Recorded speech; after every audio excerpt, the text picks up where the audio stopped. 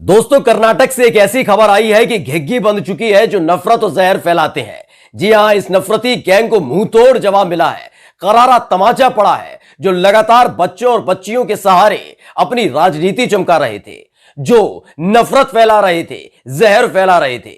इस बार हिजाब के लिए लड़ने वाली उन बच्चियों की बड़ी जीत हुई है और ये संगी देखते रह गए। आज हम आपको एक एक तस्वीर दिखाने जा रहे हैं कि पिछले 2 से ढाई महीने से लगातार स्कूल में एंट्री को लेकर जो बच्चियां स्कूल के बाहर बैठी हुई थी, उनको नीचे दिखाने के लिए क्या कुछ किया जा रहा था। लगातार उनको मोहरा बनाया जा रहा था, उनके खिलाफ गंदी बातें बोली जा रही थी, लेकिन अपने आंदोलन को खत्म नहीं होने दिया इन बच्चियों ने और आखिरकार एक बड़ी जीत हुई है। नमस्कार, मैं हूं प्रज्वल गौतम और आप देख रहे हैं द लाइव टीवी। यह एक बड़ी जीत है। यह बड़ी जीत उस मुल्क के अंदर है जहां लगातार अजान को, मुसलमान को मस्जिद, दरगाह, मजार और साथ ही साथ नमाजियों को गंदी बातें बोली जाती हैं, अनर्गल बातें बोल दी जाती हैं। जो हिजाब पहनती हैं उनके लिए गंदी गंदी बातें की जाती हैं। मुस्लिम महिलाओं को टारगेट किया जा रहा था। यह उसी मुल्क की बात है। जी हां, हमारी देश में आपने देखा होगा, बुली ऐप बना दिया गया, मुस्लिम महिलाओं को टारगेट किया जा रहा था। तो वहीं नमाज नहीं पढ़ने दी जाती, तमाम चीजें होती हैं, आंदोलन की आवाजें तो उठती हैं, लेकिन जिस तरह से कर्नाटक की छोटी बच्चियों ने इन तमाम नफरती लोगों का मुंह बंद कर दिया है, इनकी खटिया खड़ी कर दी है, उसके बाद अब कोई बोलने नहीं आ रहा। आज हम आपको कुछ तस्वीरें सबसे पहले दिखाने जा रहे हैं। इन्हें देखिए, देखने के बाद आपको अंदाजा होगा कि हुआ क्या है। पहले देखिए।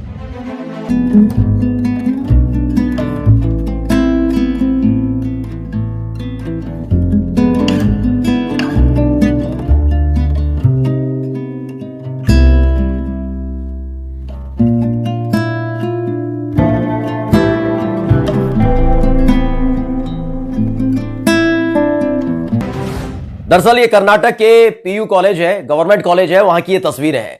इसी कॉलेज के बाहर यही बच्चियां जो आज उस कैंपस के अंदर हैं, उस कैंपस के अंदर जो टीचर्स हैं उनसे बातचीत कर रहे हैं, उन्हीं टीचर्स से लगातार गुहार कर रही थी। हमने कई तस्वीरें आपको दिखाई थी कि किस तरह से ये बच्चियां स्कूल के बाहर बैठी थी, क्योंकि कभी हिजाब को लेकर ये बवाल खड़ा करा नहीं गया था। ये बच्चियां पहले भी हिजाब पहनकर आती थी, जो नहीं पहनना चाहती वो नहीं पहनकर आती थी, लेकिन कुछ ऐसी बच्चियां थी जो हिजाब पहनकर आती थी, उन्हें अच्छा लगता था। लेकिन 2.5 से 3 महीने पहले की आपको घटनाएं याद होंगी। एक एक तस्वीर हम आप लगातार आपको जो अपडेट आती जा रही है वो दिखाते रहे हैं कि कैसे ये बच्चियां स्कूल में एंट्री के लिए बेबस और लाचार नजर आ रही थी। जी हां, मना कर दिया गया था स्कूल प्रबंधन की तरफ से कि हिजाब पहनकर किसी को भी अंदर एंट्री नहीं दी जाएगी, स्कूल में एंट्री नहीं दी जाएगी, पढ़ने नहीं दिया जाएगा। शुरुआत में कुछ बच्चियां थी जो स्कूल के गेट पर बैठ गई।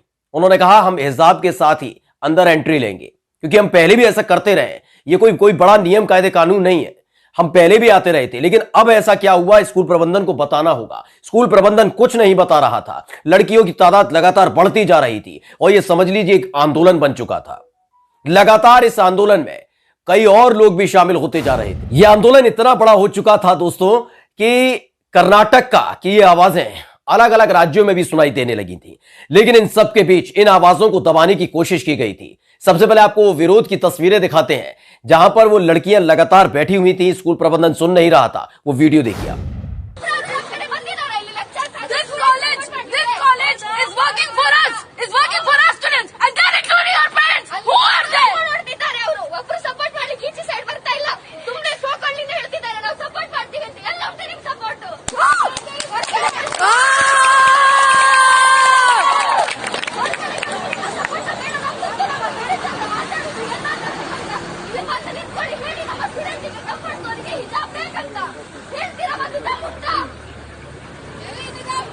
Students are like family. We are family. This is our respect.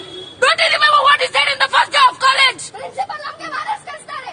Guardians ಬಂದು 1 hour ವೇಟ್ ಮಾಡ್ತಿದ್ದಾರೆ. ಅದು ಅವರಿಗಿಲ್ವಾ? ಓಕೆ ಸರಿ. ಅದು ಟ್ಯಾಕ್ಸ್ ಡೌನ್ ಆಯ್ತು. ಕರೆಂಟ್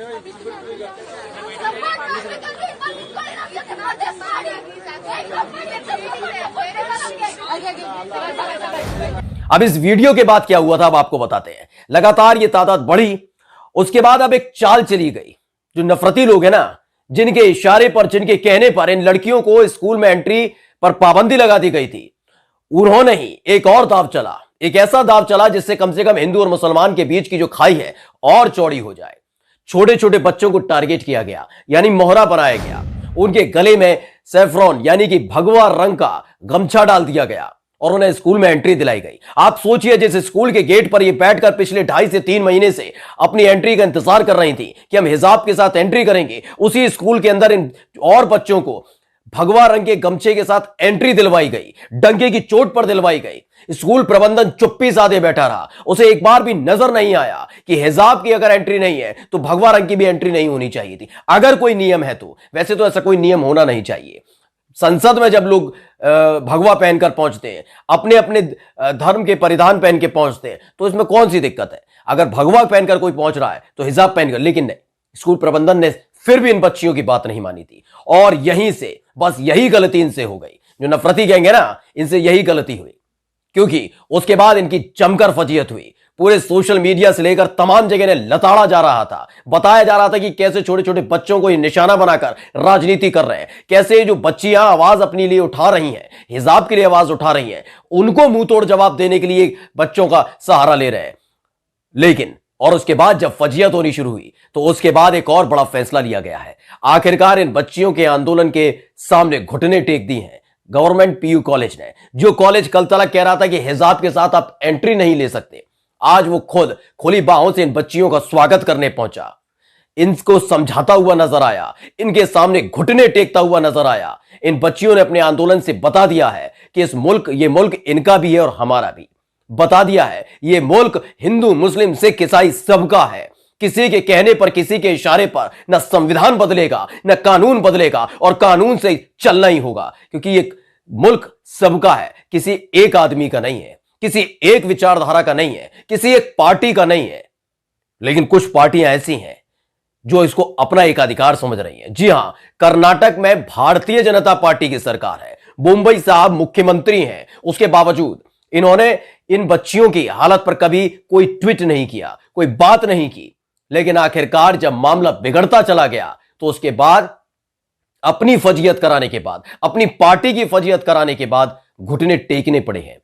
खुली बाहों से पीयू कॉलेज के अंदर अब इन बच्चियों को बुलाया गया है। कैंपस के अंदर इन जो बच्चियां हैं, छोटी छोटी हिजाब के साथ जो पहुंची थी, उनका स्वागत किया गया। उनसे कहा गया कि आप पढ़िए, आपका स्वागत है। अब सोचिए, इन सब से इतर एक तस्वीर जो हम आपको दिखाने और बताने जा रहे हैं वो ये कि पिछले कुछ दिनों से जिस तरीके से हिजाब को लेकर राजनीति कर रहे थे, जहर फैलाने का काम किया जा रहा था, गंदी और अनर्गल बातें बोली जा रही थी, छोटे छोटे बच्चों को भगवान, लड़का और लड़की दोनों को भगवा पहनाकर क्लासरूम में एंट्री दिलाई गई थी, उनके और इनके बीच में वो संबंध रह पाएंगे? क्योंकि उन बच्चों के माध्यम से ये जहरीले और नफरती गैंग के जो लोग हैं, उन्होंने अपना टारगेट पूरा करने की कोशिश की थी, यानी बच्चों को भी बख्शा नहीं था। लेकिन अब एक साथ ये सब बैठेंगे, ये एक साथ पढ़ेंगे, एक नए देश की इबारत लिखेंगे और इसी मुल्क में एक नया भविष्य बनकर उभरेंगे। जबकि दूसरा पक्ष जो लगातार हिजाब के नाम पर, कभी अजान के नाम पर, कभी नमाज के नाम पर, कभी दरगाह मजार के नाम पर, मस्जिद के नाम पर जहर उगलता है, उसके मुंह पर करारा तमाचा पड़ चुका है। मुंह दिखाने के काबिल नहीं रहे लोग, क्योंकि उन्होंने छोटे बच्चों का सहारा लिया था। लेकिन बच्चियों ने अपने आंदोलन के जरिए, अपने दृढ़ निश्चय के चलते यह साबित कर दिया है कि ऐसे नफरती गैंग के लोगों को मुंहतोड़ जवाब दिया जा सकता है, सबक सिखाया जा सकता है। अब कहीं दूर दूर तक नजर नहीं आ रहे वो नफरती चिंटू जो लगातार गुंडागर्दी करते हैं, वो नजर नहीं आ रहे जो छोटे छोटे बच्चों को सहारा बनाकर इन बच्चियों की बोलती बंद कर देना चाहते थे, इनके आंदोलन को कुचल देना चाहते थे। लेकिन इन बच्चियों ने अपने इस आंदोलन के जरिए, जिसमें इन्हें शानदार जीत मिली है, साबित कर दिया है यह मुल्क सबका है, संविधान से चलेगा, कानून से चलेगा, किसी के इशारे पर नहीं चलेगा, किसी एक शख्स के कहने पर नहीं चलेगा और किसी एक पार्टी के साथ नहीं चलेगा। नमस्कार।